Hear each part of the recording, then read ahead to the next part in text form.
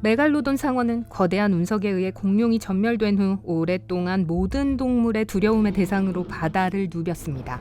우리는 메갈로돈은 가장 큰 상어였을 뿐만 아니라 지금까지 살았던 가장 크고 잔인한 포식자였다는 것을 알고 있습니다. 해양 대부분 지역간을 자유롭게 수영하던 모든 바다의 왕이었어요. 하지만 약 250만 년 전 마지막 메갈로돈이 지구상에서 영원히 사라졌습니다. 현대 고고학자들이 발견한 것은 메갈로돈의 거대한 이빨뿐이었어요.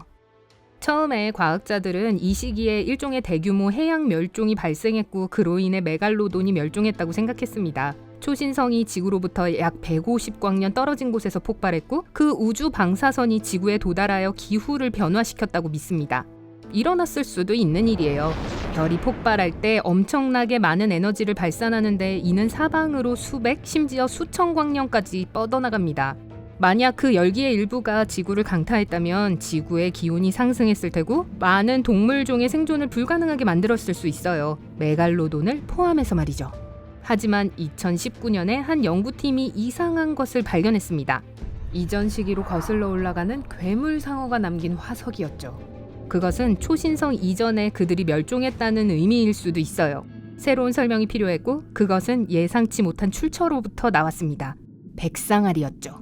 진화의 절정에 이르렀을 때 메갈로돈은 최고의 포식자였는데, 즉 다른 해양 사냥꾼 사이에서 경쟁자가 없었습니다. 메갈로돈이 가장 좋아했던 먹이는 고래와 그 외의 해양 포유류였고 심지어 작은 상어를 사냥할 수도 있었어요. 길이가 18m, 무게가 50톤에 달할 만큼 거대했을 뿐만 아니라 세계에서 가장 강력한 교합력을 갖고 있었어요.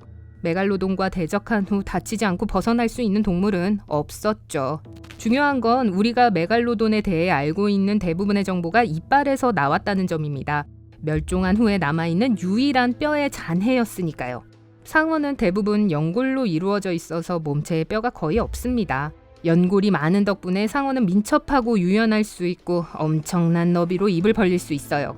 어느 시점에서 상어는 또한 먹이를 더 잘 잡기 위해 돌출된 턱을 발달시켰습니다. 현대 마귀 상어에게서 가장 명백히 찾아볼 수 있는 특징이죠. 하지만 그들의 이빨은 연골보다 더 단단해야 했습니다. 그래서 일종의 치아 공장으로 진화했어요. 상어는 날카롭고 갈고리처럼 입 안쪽으로 향한 여러 줄의 이빨을 갖고 있습니다. 매우 빨리 닳아 없어지죠.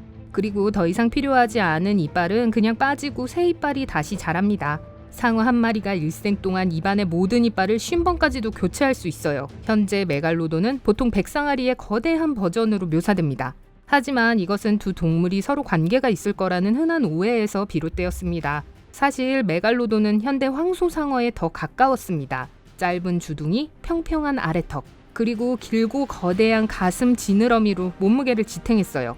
그리고 더 중요한 건 오늘날 백상아리의 조상들이 메갈로돈과 동시에 존재했었다는 사실입니다. 하지만 몸짓이 크면 몸이 둔하게 마련입니다. 메갈로돈은 거대하고 강력했지만 더 작고 빠른 백상아리만큼 민첩하지 않았어요.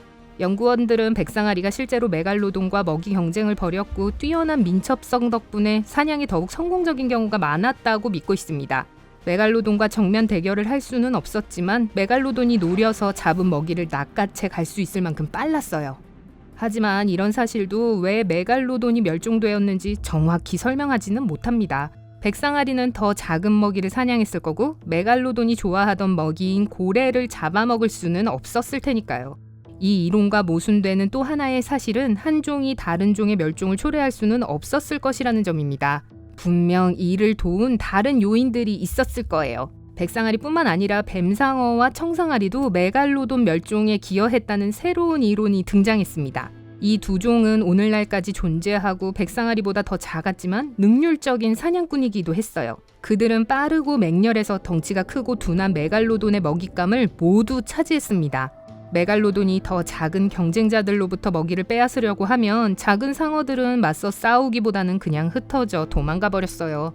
그래서 또다시 메갈로돈에게 남은 먹이는 고래와 그와 동등한 크기의 다른 해양동물 뿐이었어요.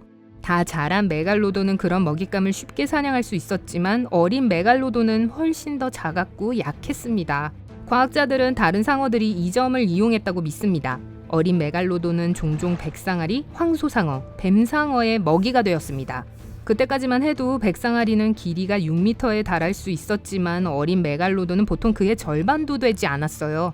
때때로 포식자들과 싸워서 물리치는 경우도 있었지만 항상 그랬던 것은 아닙니다. 하지만 어린 메갈로돈과 다른 작은 상어 사이에 공공연한 대립이 없었더라도 어린 메갈로돈은 다 자랄 때까지 충분한 먹이를 찾을 수 없었을 거예요. 그 이유는 같습니다. 다른 상어의 개체수가 증가하고 있었고 쉬운 먹이를 두고 서로 그리고 메갈로돈과 경쟁하고 있었으니까요. 백상아리와 나머지 상어의 수가 증가할수록 어린 메갈로돈을 위한 먹이가 줄어들었습니다. 결국 그들은 그렇게 굶어 죽게 되었을 겁니다. 이것만으로도 메갈로돈이 멸종하기에 충분한 이유가 됐지만 메갈로돈이 가장 좋아하던 먹이인 고래들은 지구의 변화하는 환경에 적응하기 시작했습니다. 메갈로돈은 따뜻한 것을 좋아하는 상어였고 열대나 아열대 해역에 많이 서식했어요. 메갈로돈이 처음 진화했던 약 2천만 년 전 지구의 기후는 훨씬 더 온화했습니다. 육지와 바다 모두 대체로 더 따뜻했기 때문에 메갈로돈은 원하는 곳이라면 어디든 헤엄쳐 갈 수가 있었어요. 태평양뿐만 아니라 남대서양과 북대서양 바다를 누볐는데 메갈로돈 이빨은 현대 아프리카의 사막에서도 발견되었습니다. 하지만 시간이 지나면서 기후가 변화하기 시작했어요. 극지방 부근은 매우 추워졌고 많은 해양 동물과 물고기들이 이런 기온 변화에 적응해야 했습니다. 그러나 메갈로돈은 변화에 적응하지 못했어요. 여전히 따뜻한 물을 선호했기 때문에 편안한 곳에 머물렀는데 그 존재 영역은 줄어들고 있었습니다. 메갈로돈이 미처 깨닫지 못했던 것은 고래가 추운 지역에 적응한 동물 중 하나였다는 점이죠. 고래들은 약간의 추위와 자신들의 유일한 포식자로부터 해방을 즐기며 점점 더 멀리 북쪽으로 이동했습니다. 메갈로돈은 그들을 쫓아가지 않았어요. 또한 약 300만 년 전에 지구는 오늘날 우리의 기후와 거의 비슷한 기후 주기에 접어들었습니다. 북쪽의 빙하는 겨울에는 북아메리카까지 내려갔다가 여름에 다시 후퇴했습니다. 수염고래가 가장 좋아하는 먹이인 크릴은 해안 지역에서 크게 군집 성장했습니다. 고래들은 그것을 알아채고 먹이가 가장 풍부한 곳으로 이동하면서 이전의 서식지를 떠났습니다. 덕분에 고래들은 양껏 먹이를 먹고 방해받지 않았고 원하는 만큼 크게 자랄 수 있었어요. 반면 해안 사이에는 먹이가 전혀 없는 광대한 지역이 있었습니다. 그래서 거대한 포식자인 메갈로돈은 암울한 운명을 맞이하게 됐습니다. 그들의 주 먹잇감은 더 차가운 물로 이주했고 더 작은 먹이는 더 날쌔고 덜 배고픈 경쟁 상대들이 먹어치웠습니다. 이 위대한 바다 사냥꾼의 수는 빠르게 줄어들었고 더 이상 바다를 지배할 메갈로돈이 남지 않게 됐어요. 그래서 결국에는 백상아리가 바다에서 가장 두려운 포식자가 됐습니다.